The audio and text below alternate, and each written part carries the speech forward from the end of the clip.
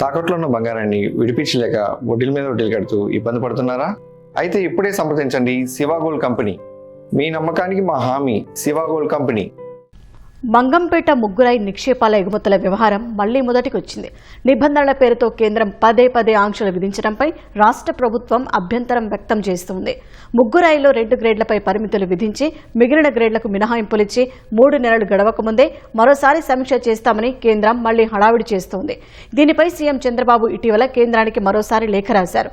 కేంద్రం ఇలా కొర్రీలు వేయడంపై అనుమానాలు తలెత్తుతున్నాయి. ఎగుమతులు అడ్డుకునేందుకు కేంద్రానికి ఎవరు ఫిర్యాదు చేస్తున్నారన్న అంశంపై రాష్ట్ర ప్రభుత్వం ఆరా తీస్తోంది.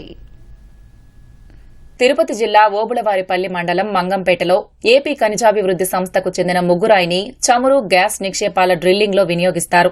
నాణ్యతను బట్టి ఏ, బి, సి, డి, డబ్ల్యూ గ్రేడ్లుగా విభజించి విక్రయిస్తారు. కొనుగోలు చేసిన గుత్తేదారులు విదేశాలకు ఎగుమతి చేస్తారు. ఏ, బి గ్రేడ్ల ముగ్గురాయి నిల్వలు 2 ఏళ్లలో అయిపోతాయి. సి, డి, డబ్ల్యూ గ్రేడ్లు మాత్రం 80 లక్షల టన్నులు గని ఆవరణలో పేరుకుపోయి ఉంది. సి, డి, డబ్ల్యూ గ్రేడ్ల ముగ్గురాయిని 5 ఏళ్ల పాటు 50 లక్షల టన్నులు బల్క్ గా విక్రయించారు. గతేడాది నుంచి ఎగుమతి జరుగుతోంది. ఇదే సమయంలో కొందరు కేంద్రానికి వరుసగా ఫిర్యాదులు చేశారు. ఇది అరుదైన ఖనిజమని, ఓఎన్జీసీ అవసరాలకు నిల్వలు ఉండవని, వీటి ఎగుమతులపై నిషేధం విధించాలని పేర్కొన్నారు. ఈ ఫిర్యాదుల్లో వాస్తవాలెంత అనేది కేంద్రం సమగ్రంగా పరిశీలించకుండానే ఏపీఎండీసీని, రాష్ట్ర ప్రభుత్వాన్ని వివరణ కోరింది. దీనిపై సీఎం చంద్రబాబు స్పందించి పరిమితులు విధిస్తే ఏపీఎండీసీపై తీవ్ర ప్రభావం చూపుతుందంటూ కేంద్ర వాణిజ్య పరిశ్రమల శాఖ మంత్రికి మార్చిలోనే లేఖ రాశారు. దీంతో ఏబీ గ్రేడ్లపై పరిమితులు విధించి సిడిడబ్ల్యూ గ్రేడ్లకు ఆంక్షలు లేకుండా కేంద్రం ఏప్రిల్లో నోటిఫికేషన్ జారీ చేసింది.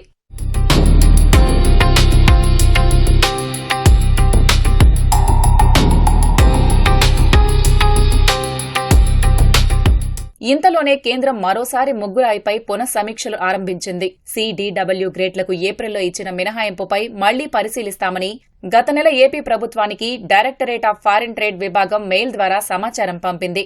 ఈ అంశంపై గనుల శాఖ ముఖ్య కార్యదర్శి ముఖేష్ కుమార్ మీనా స్పందించి ఇదేమిటంటూ లేఖ రాశారు. అయినా కేంద్ర అధికారులు పలు కారణాలు చెబుతున్నారు. దీంతో సీఎం చంద్రబాబు తాజాగా మరోసారి కేంద్రానికి లేఖ రాశారు. ఏప్రిల్లో నోటిఫికేషన్ జారీ చేశాక పునఃసమీక్షలు సరికాదని సూచించారు. దీనివల్ల ఏపీఎండీసీకి ఆర్థికంగా నష్టం కలుగుతుందని, ఉపాధికి ఇబ్బందేనని పేర్కొన్నారు.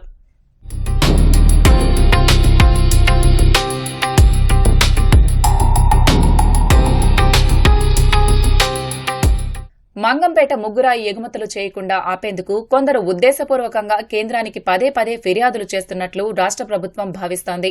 ఓఎన్జీసీ పరిమితంగా బి గ్రేడ్ ముగ్గురాయిని మాత్రమే వినియోగిస్తుంది. రక్షణ శాఖ ముగ్గురాయిని పెద్దగా వినియోగించదు. అయినా అణు ఇంధన, రక్షణ, కేంద్ర వాణిజ్య, పరిశ్రమల శాఖలకు కొందరు వరుసగా ఫిర్యాదులు చేస్తూనే ఉన్నారు.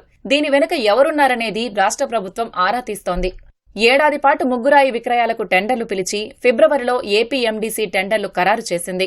ఏబీ గ్రేడ్ల టెండర్లు దక్కించుకున్న గుత్తేదారులు ఇప్పటి వరకు ఏపీఎండీసీతో ఒప్పందం చేసుకోలేదు. వీటిపై కేంద్రం పరిమితులు విధించడంతో విదేశాలకు ఎగుమతి చేయాలంటే పలు కేంద్ర శాఖల వద్ద అనుమతులు తీసుకోవడం కష్టమవుతుందనే ఉద్దేశంతో గుత్తేదారులు ఉన్నారు. దీనివల్ల ఏపీఎండీసీకి ఏడాదికి 300 కోట్ల రూపాయల వరకు ఆదాయం తగ్గిపోనుంది. సిడిడబ్ల్యూ గ్రేడ్లపై కూడా పరిమితులు విధిస్తే ఏపీఎండీసీ మరో 200 కోట్ల రాబడిని కోల్పోనుంది. ఇది సంస్థపై తీవ్ర ప్రభావం చూపనుందని అధికారులు చెబుతున్నారు.